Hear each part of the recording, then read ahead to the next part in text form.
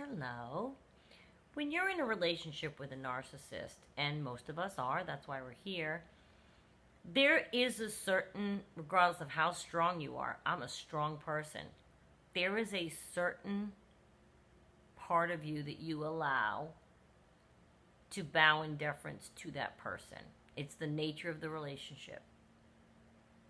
They want to control things, you want to make them happy, you want to please them, you go along with things you know you shouldn't, you say yes to things you normally wouldn't. It's all part of being with a narcissist. When you're in that for a while, 6 months, 2 years, 40 years, we have all kinds of viewers. I'm loving our audience. Our community is fabulous. Fabulous. But there's a wide array, right? But one thing we all have in common is at some point we feel squished by them, right? There's no way you're running the show if you're with a narcissist. There's no way. And you may even be the brains in your family. Like, I do know one couple, she does run the show, but he thinks he does.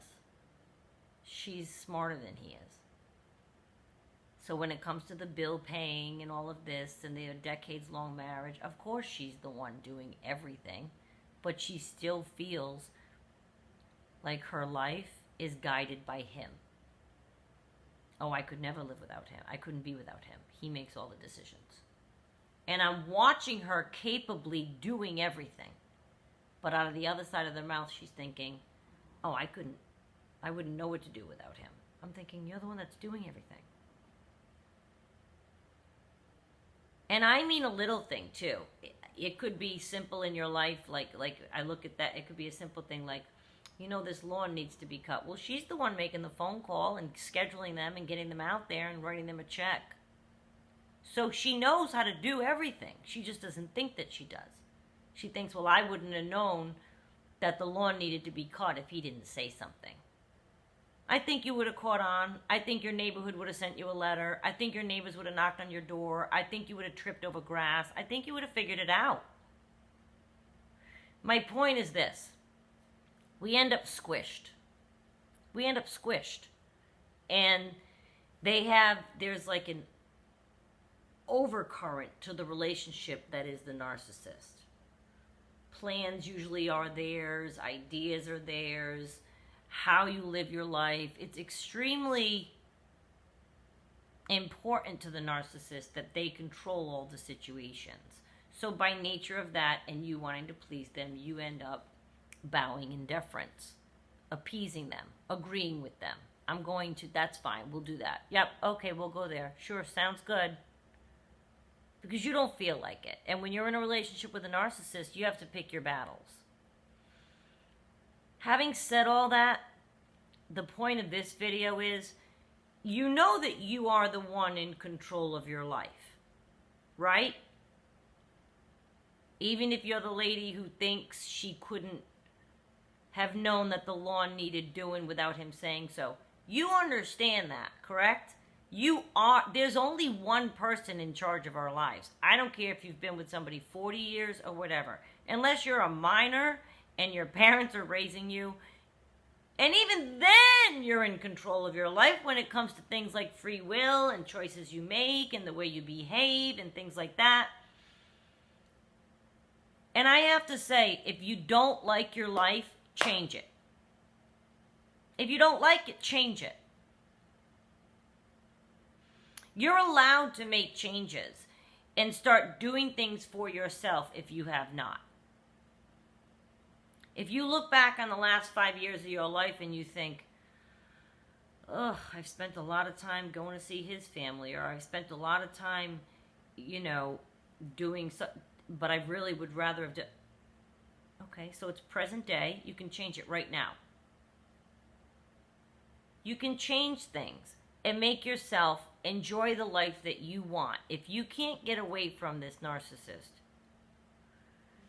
you can still bring things into your life right now that you maybe have been ignoring or not doing because of your narcissist.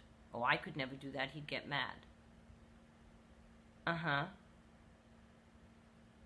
Now, provided there's not physical violence, they spend their life mad. They're always mad about something. And if they're not, they invent a reason. So who cares the reason that they're getting mad at this point? You want to go back to school? You always had a dream of getting your degree or a further degree, or you want to change jobs, or you want to travel for 3 weeks to Florence with your cousin, or you know what I mean? It's your life. Change it. We go around this planet one time.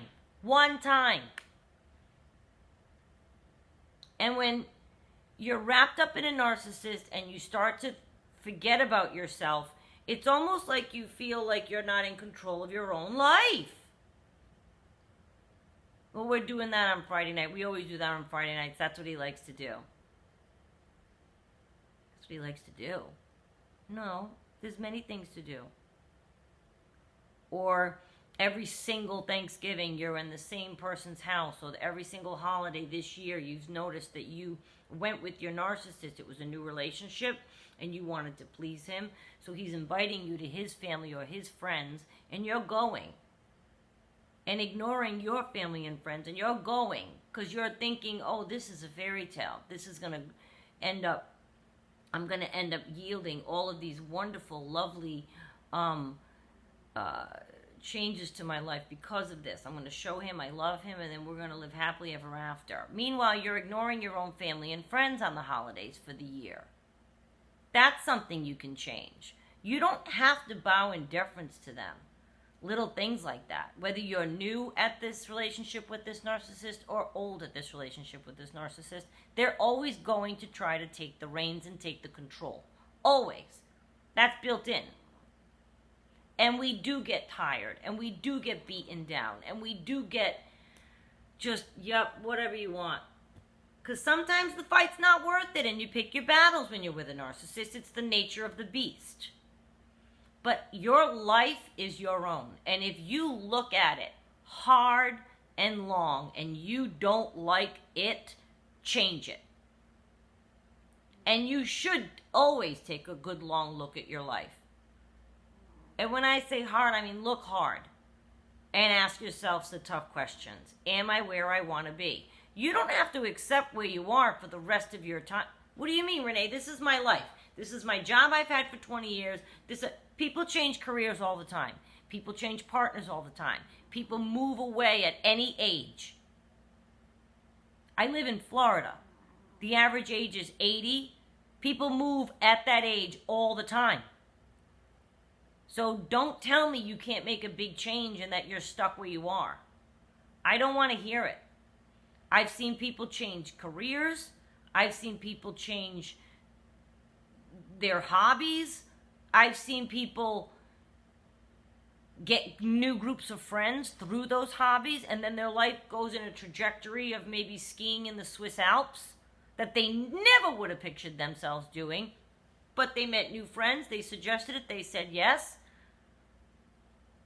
You don't know what's going to happen unless you make things happen. I guess that's the part that I had to learn, is that change doesn't just happen. It doesn't just knock on your door like a Jehovah's Witness and say, hi, change, I'm here. Here's the paperwork. Here's what you're going to do next. It doesn't happen that way. We have to go out and get it. We have to go out and make it happen.